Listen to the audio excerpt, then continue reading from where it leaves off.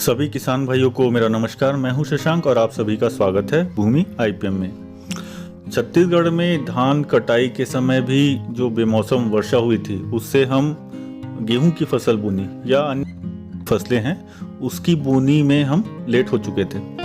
इसके बाद अभी जो वर्तमान में जो समय चल रहा है, जो असामयिक वर्षा हो रही है, उससे भी फसल को बहुत ज़्यादा नुकसान हुआ है।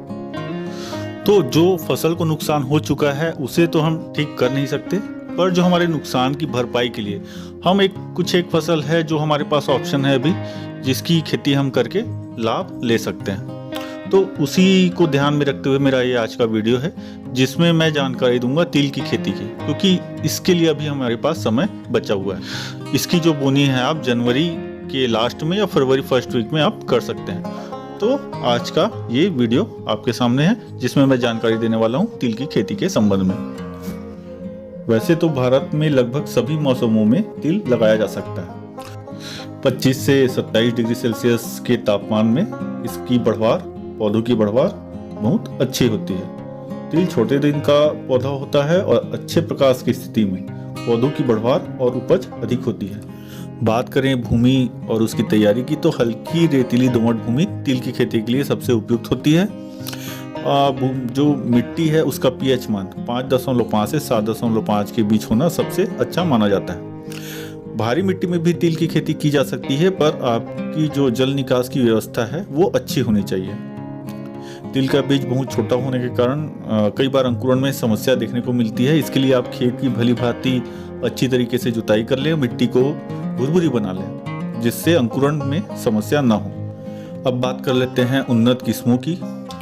तो मैं आपको कुछ किस्मों के नाम बता देता हूं जिनका उत्पादन अच्छा देखने को मिला है। इसमें पहला है JT11 या PKDS 11। यह 82 से 85 दिनों में तैयार हो जाती है। औसतन 650 से 700 किलोग्राम प्रति हेक्टेयर तक उत्पादन क्षमता इसकी होती है। इसके जो बीज हैं वो गहरे भूरे रंग के होते हैं, जिनमें करीब 46 से 50% तेल पाया जाता है। दूसरा है TKG 308। तिल की यह किस्म 80 से 85 दिनों में तैयार होती है। 600 से 700 किलोग्राम प्रति हेक्टेयर तक इसका उत्पादन होता है। यह किस्म तना एवं जड़ सड़न रोग के लिए भी सहनशील है। इसके दानों में तेल की मात्रा करीब 48 to 50% होती है। अगली किस्म है JTS 8। यह किस्म 80 से 86 दिनों में करीब तैयार हो जाती है। औसतन 600 से 700 किलोग्राम प्रति हेक्टेयर इसका उपज आता है। इसके दाने का जो रंग है सफ़ेद होता है। इसमें करीब 50 से 52% तक तेल पाया जाता है। यह किस्म कुछ रोगों के प्रति भी सहनशील पाई गई है, जैसे लीफ स्पॉट है, बैक्टीरियल ब्लाइट है आदि। इसके लिए ये थोड़ी सहनशील पाई गई है।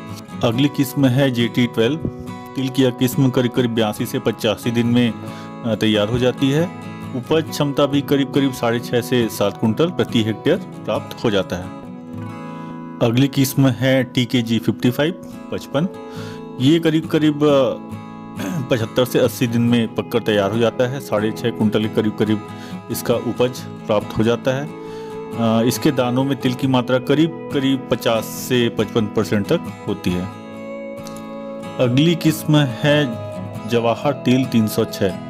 यह किस्म करीब 85 से 90 दिनों में तैयार हो जाती है। 7 से 9 क्विंटल प्रति हेक्टेयर करीब इसका उपज आ जाता है। बात करें तेल की, तो 50 से 52% तक इसमें तेल हम प्राप्त कर सकते हैं। तो इन किस्मों के अलावा भी और भी बहुत सी किस्में बाजार में उपलब्ध है, जो करीब 80 से 90 दिन में पककर तैयार हो जाती है और अमूमन 7 से 8 कुंटल प्रति हेक्टेयर तक उत्पादन देने में सक्षम है।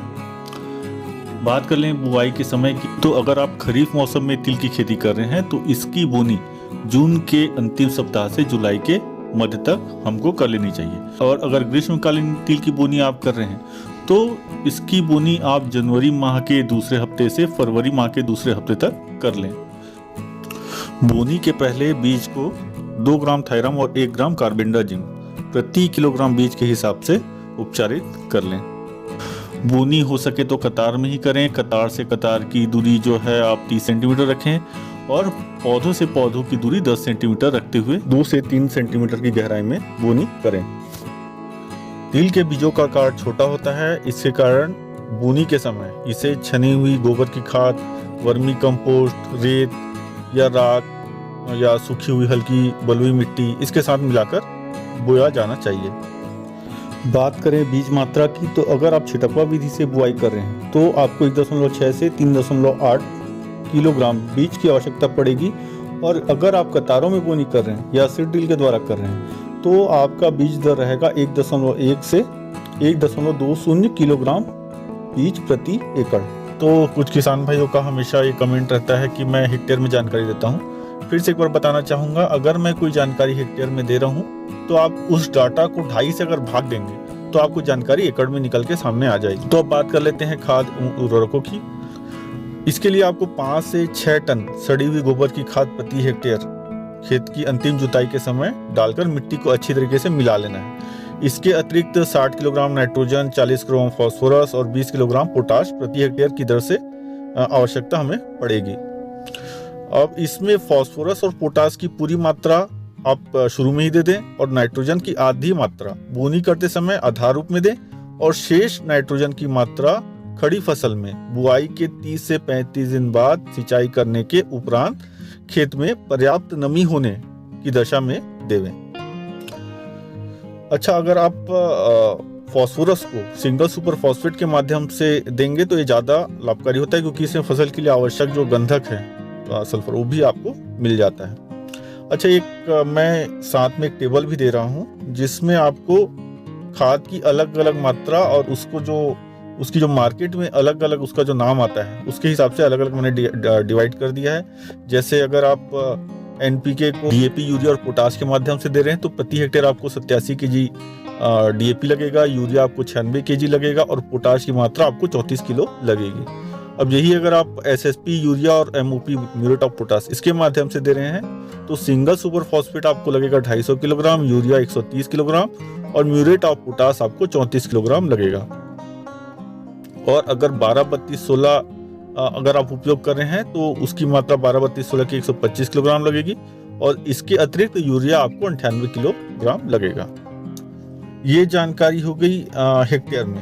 अब अगर आप इसे एकड़ में अगर आप देखेंगे तो प्रति एकड़ का डोज हो जाएगा डीएपी, यूरिया और पोटाश में अगर दे रहे हैं हम तो 34 किलोग्राम करीब आपको डीएपी लगेगा, यूरिया लगेगा 38 किलोग्राम और पोटाश लगेगा करीब 13.5 किलोग्राम।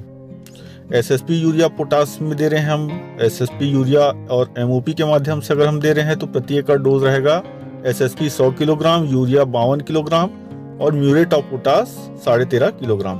12-32-16 के रूप में अगर देंगे तो 12-32-16 50 किलोग्राम लगेगा और यूरिया 40 किलोग्राम, करीब 39 से 40 किलोग्राम के बीच हमको यूरिया लगेगा।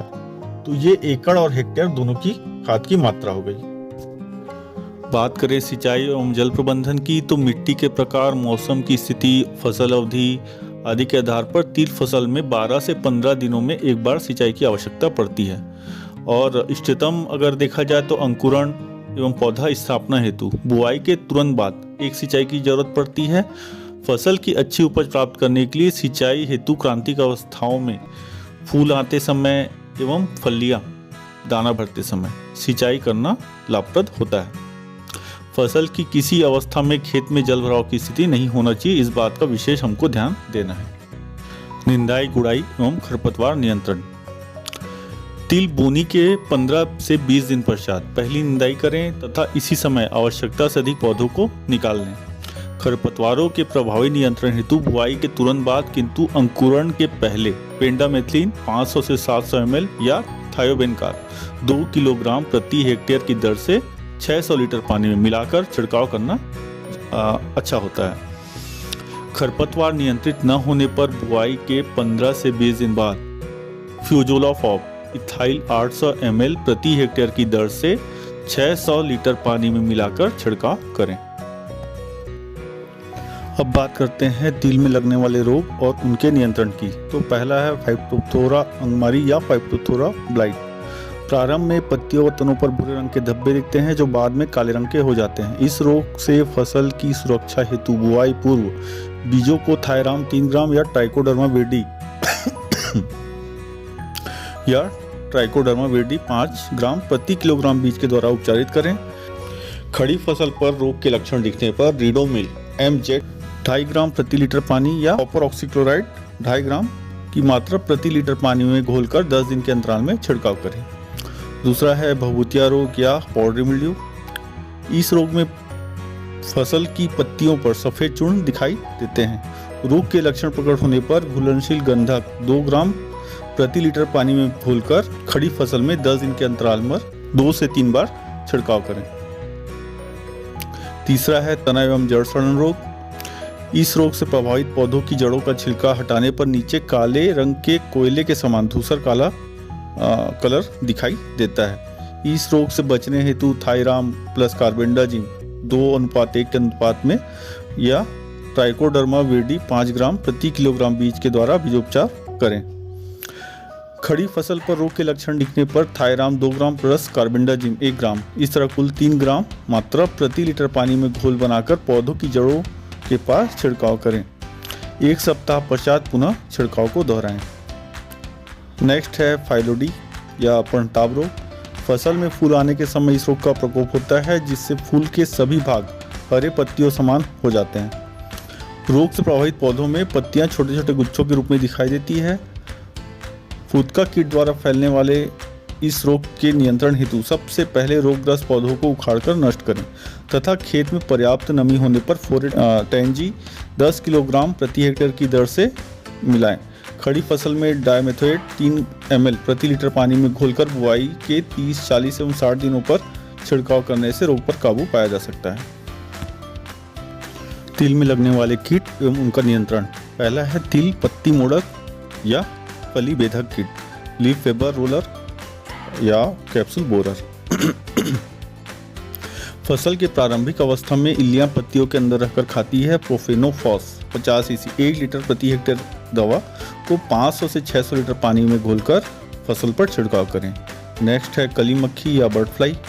इस कीट की इल्लियां फूल के अंदर घुसकर पौधों को क्षति पहुंचाती है, कलियां सिकुड़ जाती है। इसके नियंत्रण हेतु क्विनोलफॉस 25 EC 1.5 ml प्रति लीटर पानी में घोलकर या ट्राइजोफॉस 40 EC 1 ml प्रति लीटर पानी में घोलकर दवा को 500 से 600 लीटर पानी में घोलकर फसल पर छिड़काव करें। तो ये थी आज की जानकारी। अगर जानकारी अच्छी लगी हो तो वीडियो को लाइक करें, चैनल को सब्सक्राइब करें, शेयर करें। धन्यवाद।